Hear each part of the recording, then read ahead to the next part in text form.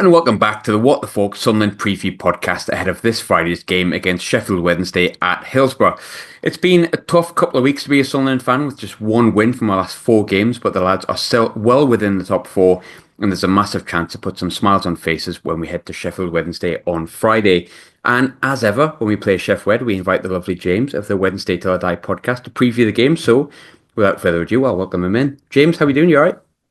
Yes, Graham, thank you very much for having me on as always. Yeah, it's always a pleasure to come in here and chat football. And for once, we're actually doing, well, for us anyway, a little bit better than we have done previously anyway. I say total like a drama, but for Wednesday, thus far has been all right, like almost kind of borderline boring. So let's look at your last game. 4-0 battering at Burnley. I did watch some of it and kind of lost hope halfway through.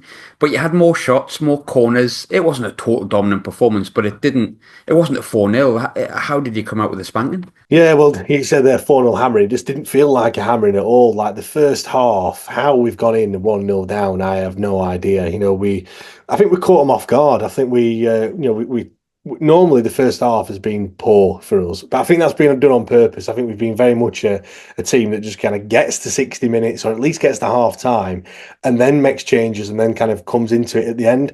Danny Rill's very much plays the game on stats. He's very much stats driven, and I think he's probably identified that you've got more chance of winning the game later on, and playing more even football after like the 60-minute mark than you have kind of trying to when both teams are fresh at the start. So, but he just switched it. He just, we've done that for much of the season, and then all of a sudden probably caught Burnley a bit off guard, and we went for it from the off really. And yeah, look, the Armstrong missed it.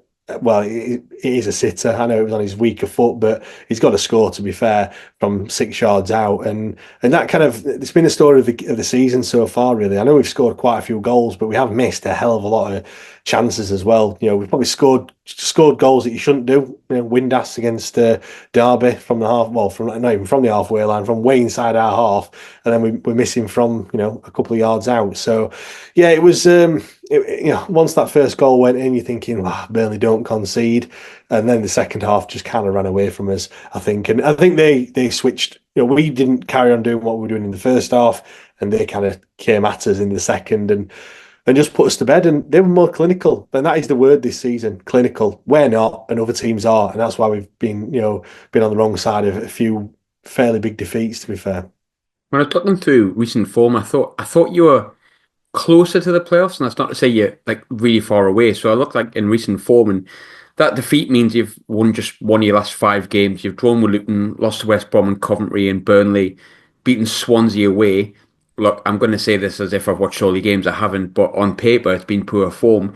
Why has the form been poor over the past 5 games? Conceding late goals. I think if the Swansea game that we won, if their goal would have been allowed, which it was offside, but it was marginal.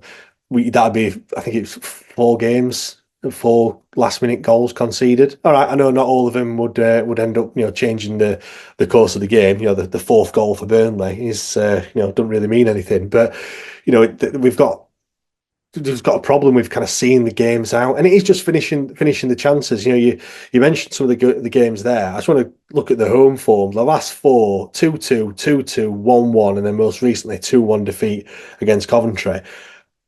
If you'd have said we'd have won all those games, it wouldn't be a shock. We was more than in most of them. I think winning in most as well, and it's just we've just thrown it away, and having chance after chance and not putting it away. Is when I don't know if it happens at the stadium. I know you've been quite good this season, but in a game where you're on top and you look at the score, you feel like you're winning, and you look at the scoreboard and you go, "Christ, it's still 0-0." And you forget that, and then the other team go down the other end and they put their chance away, and that's what it's been like all season. The fact that Ike Ugbo can't hear cow's arse with a banjo at the moment. He hasn't scored all season, and he's our striker that we signed. All right, for us it's a lot of money, 2.5 million we signed him for, off the back of the loan spell that he had last season. So we know he can do it. He's just literally, he's become a bit of a meme now this season. Just can't score for the life of him.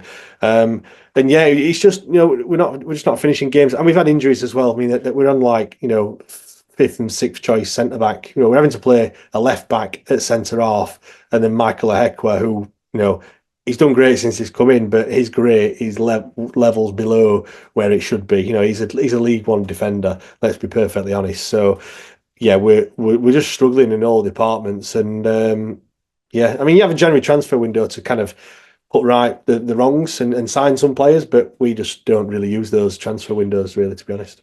I wanted to ask you about Ugbo because we were linked to him, and you've seen his stats as 7 and 18. He's a handful. He played his part in a Danny Role resurgence, and you thought, oh yeah, like, and this was before we brought in Isidore and all this kind of stuff, and you think, yeah, why not?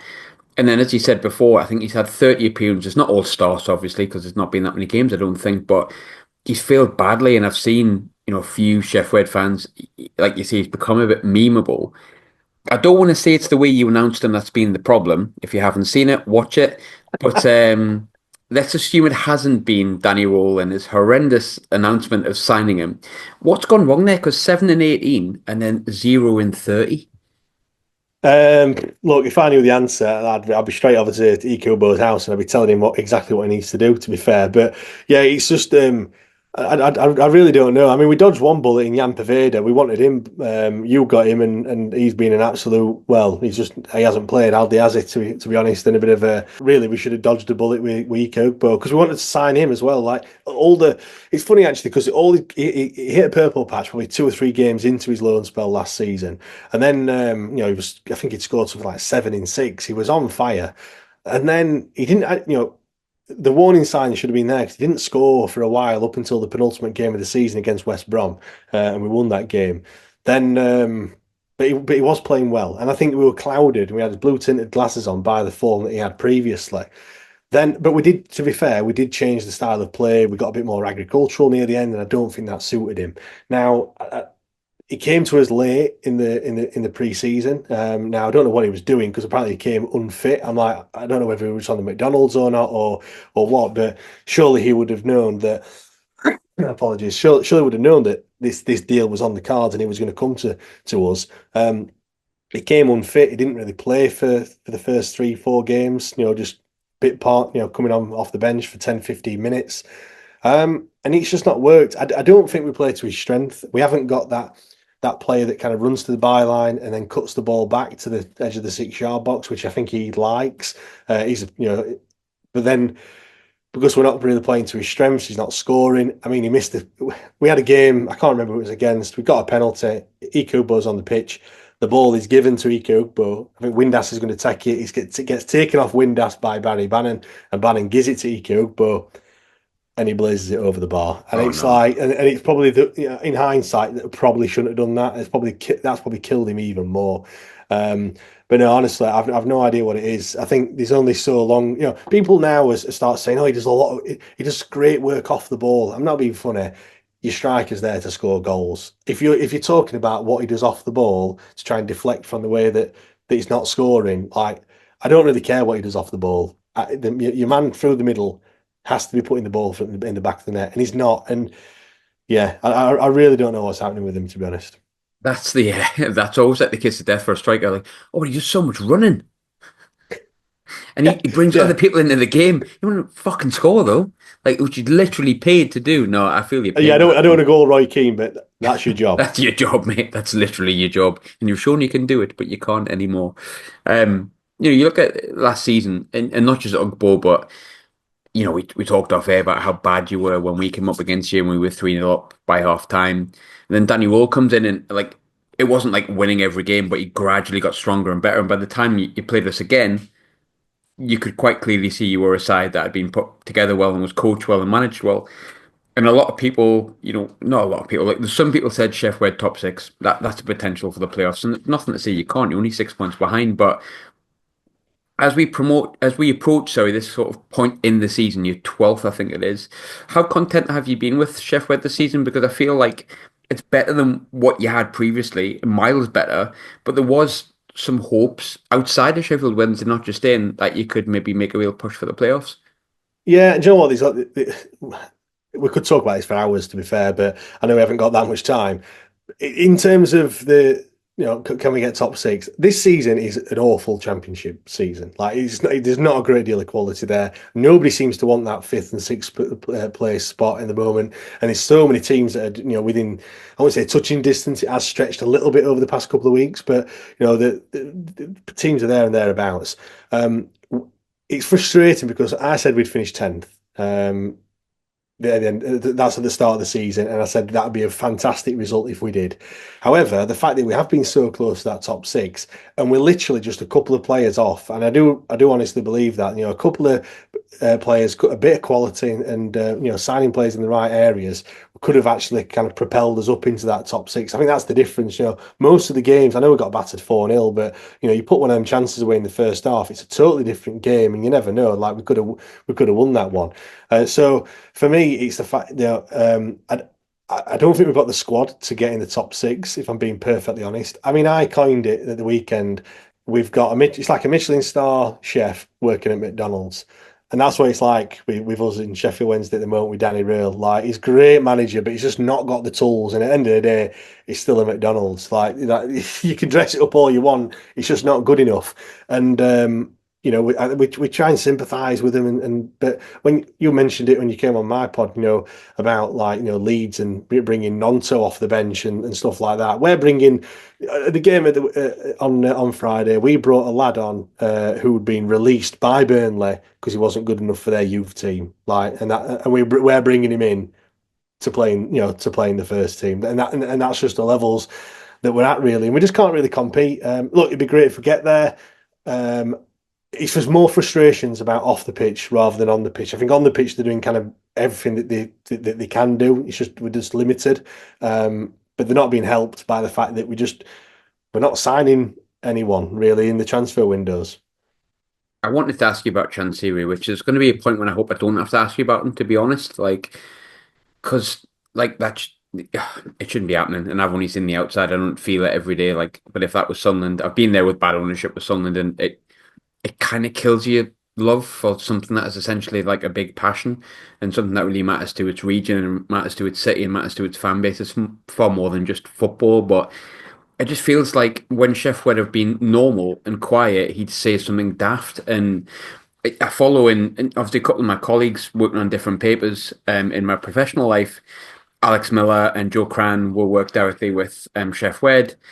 And I seen a lot of them posting about Chansiri's meeting that he had. And look, you'll be able to tell me exactly what he said, but it was along the lines of like, well, if you don't like it, don't pay for it. I own the club. You don't have to come. Who gives a shit? And it was like, I couldn't quite believe what I was reading. And I was like, how, first and foremost, it's a longer conversation and podcast on its own. Fit and proper ownership. Quite clearly, no ownership is saying that to anyone across any part of the top five or lower football clubs in the English leagues. However, he is saying it. Where at Chef Wed at with Chansiri? Because quite clearly it's never going to work with him at the helm, but quite clearly it can never really move anywhere until he goes. Apathy, I think, is the word to use. We just kind of, I don't include myself in this, but there is an element of that in that we just feel like nothing's going to change, nothing, and that's nobody's willing to do anything. We had a protest group that just got shot down. He had like infighting between each other. But a lot of people thinking that that the grass isn't greener on the other side, and there's worse owners. And yeah, whilst that is true, it doesn't mean that we have to stick with the one that we've currently got. People saying he's not gonna, he's not gonna sell. So what's the point? But then we have tickets come out for the Steel City Derby. 45 to 54 pound to get an adult ticket to watch that game if you wanted to pay on the day. And his thing to that is, well, just you should buy a season ticket, 500 £600 or whatever it is, and you have to buy that 6 months prior to the season starting as well to get it at that price. So I think he doesn't get it is the honest answer. He doesn't get football, like British or English football, as a culture and everything like that. Obviously, he comes from Thailand. It's his first foray into football management, but he's been here 10 years now. We have ticked over the 10-year mark, and I liken it to if I buy a pair of Nike trainers and they're not comfy or they don't fit or whatever, I might buy a pair of Adidas trainers, or I could have both. It doesn't really matter. I can't just go to Bramall Lane and watch them down the road play because it's too expensive to watch us. That just doesn't happen. So he's kind of got us by the balls really because he knows that it's going to be a sellout for the derby. It will be a sellout, and people say it's supply and demand, but unfortunately, in football, it doesn't really work like that. It's a business, but it's actually it's loyalty towards the fans, and all you're doing is just driving more people away. Not only that, like my lad, he's 4 years old. He's a Sheffield Wednesday fan, and he will be a Sheffield Wednesday fan because I'll make him be a Sheffield Wednesday fan. But you've got others that perhaps the parents aren't, into football, but the lad will go to school and playing football with their mates, and then they'll be like, "Oh, Dad, I want to go to a football match." So for a family of four to go to a football match, all right, I know this is the derby, but there's still other games at a similar price. You're looking, it's over £100 by the time you're done to do something that they're probably not even that bothered about. They're only doing it for the lad. Do you know what I mean? And it's just, it shouldn't be like that. Like that, that's not how football should be. I mean, I know you could probably say a similar thing with prices for Sunderland and stuff, but I just think it's how football's gone, and it's not about it's everything's hand to mouth with Chansiri. It's nothing is ever kind of looking to the future. He couldn't even give us a 5-year plan when we went to the fans forum. He couldn't even tell us what it was. Now he either hasn't got one. He said that it depends on where we finish, but he still have a plan. I just don't think he's got a plan. Is the honest answer. Depends on where we finish. Well, no. I don't know. I mean, look, I can't put it any other way, but I think football as a whole, especially in England, is fucked. And top from top to bottom, we discussed on your podcast about how Sunderland probably can't compete with the squad because Leeds and all that get £90 million when they get relegated. And those teams who get 90 million also can't compete when they get up there. Hence, whilst the Premier League has got, but yeah, football's knackered, and we should probably all pack it in. We're all idiots. There's a couple of questions I've got for you, the basic ones, but one I do need to ask you about. You touched on him a little bit before. He's been getting in off the bench a little bit recently, and he hasn't impressed the majority of Sunderland fans. I think, and I'm saying it quietly, he looks a bit moody, but kind of like there might be something there somewhere. I don't know what. But I spoke to your co-host when we signed. I'm going to call him Ian. It's Ian Poveda, and he said, "Yeah, you know what? He's got something about him. We loved him. He can turn a game into sixpence, but he can't keep fit." This might shock you. He's played 81 minutes and 6 appearances because of his fitness. Sunderland fans are not really having him, I think, in the majority. And look, and I'm basing that on Twitter. I always say don't base anything on Twitter, but I am basing this on Twitter. I don't think Sunderland fans are necessarily having him. I haven't given up hope on him yet, but are you surprised he struggled at Sunderland? Yes and no. I'm not surprised that he's got his injury problems again because he had a hamstring injury and then he came back and he had another hamstring injury He again. has one permanently. Yeah, I think he only has one hamstring. I think that's Yeah. that's probably the problem. Or it might be better if he just takes one out or something. I've no idea, but Death by hamstring. yeah, but he didn't. His injury record doesn't really surprise me, to be honest. We all wanted him, and I thought, he could do something great because he did some fantastic stuff at Sheffield Wednesday. But people say it's kind of like the whole Josh Windass thing. His best ability is his availability, and sometimes when players. We saw this last season with him. We bring him in January, and if he plays, I think he played half the games that we had, and you're spending some money on someone, and that money could be better spent elsewhere. But look, when he's on the pitch, he's fantastic. I know you've not seen him a great deal yet to really say that, but he's just one of those that two players on him, and he'll just dance around him and get past them. But I think yeah, I think attitude is also a problem for him as well. So, look, I'm not. I was a little bit disappointed that he didn't sign for us in the summer. I'm not that much disappointed now, to be honest. I've forgotten about him, if I'm being perfectly honest. Did he always look consistently like moody and pissed off when he was at Sheffield? Because I've never seen his expression actually change. I mean, he had a shit haircut. I know that for a fact. It's But not got much better. And I mean, I can speak, but it's not got much better. I mean, look, I can't speak at all. I know this is on an audio medium, but for those that are listening, I am follically challenged to put it lightly. But no, he did look a bit moody, but I think we were just thankful to have someone of his sort of skill level. To be fair, we kind of took that with a pinch of salt. We were just happy for him playing and putting other teams on their arse and us kind of winning games and climbing up the league. To be honest, to really focus on whether it was moody or not. To be fair. Yeah, that just shows you how often he's played for us that we can see if he looks moody or not because all he does is sit down and pull his hamstring, so it seems. But a couple of other ones, I looked at your home form, and normally you can't tell too much, but you've obviously done better this year than you did last year, as expected. But you've got the fourth worst home form in the league. You've won just 5 of 17. Is there any reason Wednesday have struggled at home this year? Well, as I kind of touched on before, like the last four, we should have won all four, and if we win all four games, it's not me just saying, oh, we had one chance. We had multiple chances. Coventry stole that win. I mean, obviously we gifted it them at the end, but they were not even in the game in the slightest. Those that watched the first half against Burnley, it was very similar for the full 90 minutes against Coventry. To be honest, how we like I said, how we didn't score more than just the one goal, I've absolutely no idea. And it's a similar story in most of them. I mean, we got an absolute pasting from Watford, but 6-2 that was. But we went in one all at half time. In the second half, we just absolutely fell apart, and everything they touched turned to gold and everything. But other than that, most of the games we've been in them, all it's a lot of draws. We haven't lost many either. We've only lost five. We won five, lost five, and a hell of a lot of draws in there, which is strange because Danny Röhl doesn't really like draws. I think he would rather, the whole win one, lose one than take two draws, which I totally get. But you look at, it's just last minute goals that we've conceded at stupid, silly times. I think you look at just looking at some of the games, Cardiff. I think that was well, no, we wasn't Cardiff. I think it was Preston, a really late goal that we conceded. You look at Millwall. That was. We take the lead and then we find ourselves 2-1 down. Bristol City again conceded late. In the final 5-10 minutes or so.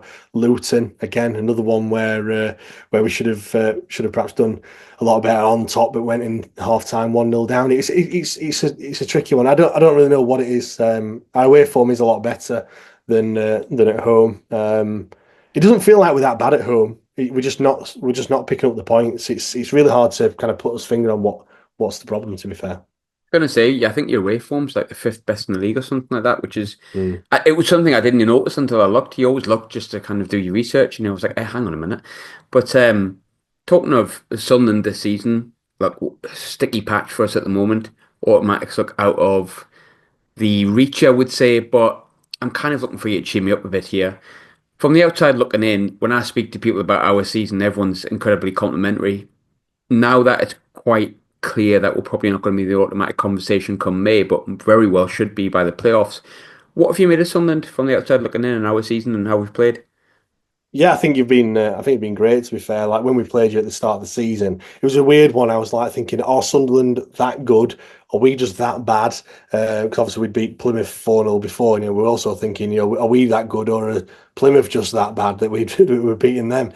But no, I think the fact that I think did you win your first four games of the season? I think I want to remember in saying, no, I think as a team, obviously we're not as big as Sunderland from a club's point of view, but I think you spent a lot of time down in League One, which I know you probably hate me reminding you of, but we've been down there most recently, so I think there's a lot of similarities with the two clubs. The difference is, and something that I kind of want us to do, is just invest in the youth. And one thing I'm really impressed with is the amount of young players that Sunderland have got. And they're constantly coming through, one after the other all the time. And it's a great model that I know you like to keep hold of these players, but at the end of the day, like, if it means that the club becomes more sustainable and you can build on it year on year. And obviously, clearly, you're doing something right because you're currently sat fourth in the league.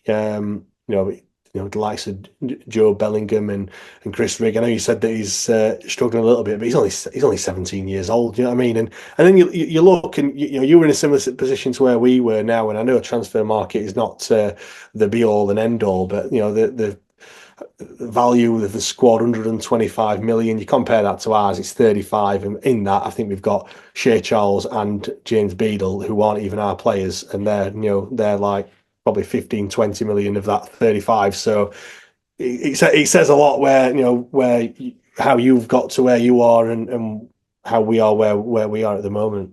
I do think sometimes, and again, it sounds probably a bit I can't think of the word, patronizing sometimes, I think, but I think sometimes when you do sit back and you see where we're at and how we've done, yes, getting beat at home or full's not great, but we've had a bloody good season. And, yes, it could still go disastrously, but it's always nice to hear it back. So if you've been feeling sad this week, James has just cheered you up.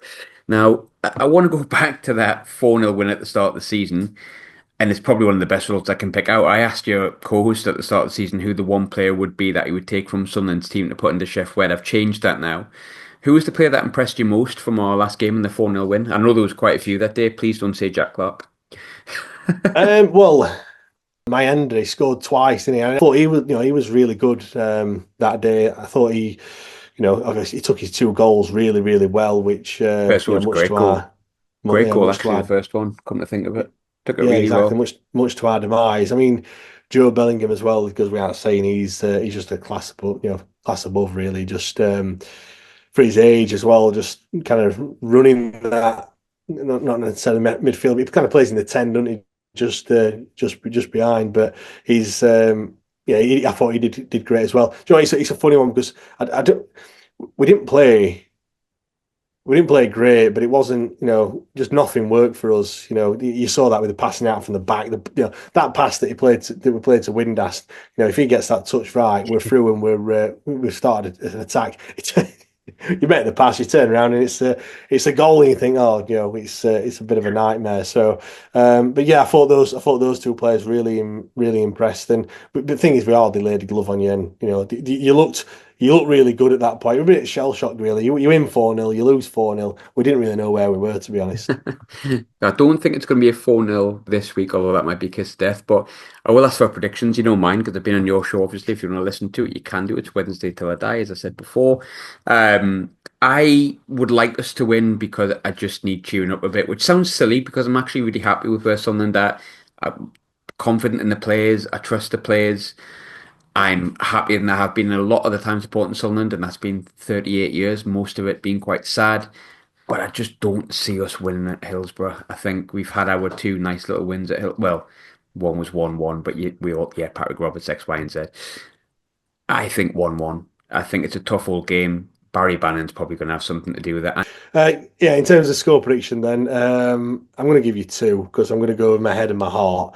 Because my head is saying that we're just going to lose again. And, we can't score at the moment. We're missing chances. The confidence is gone. And also, we haven't beaten any side in the top four.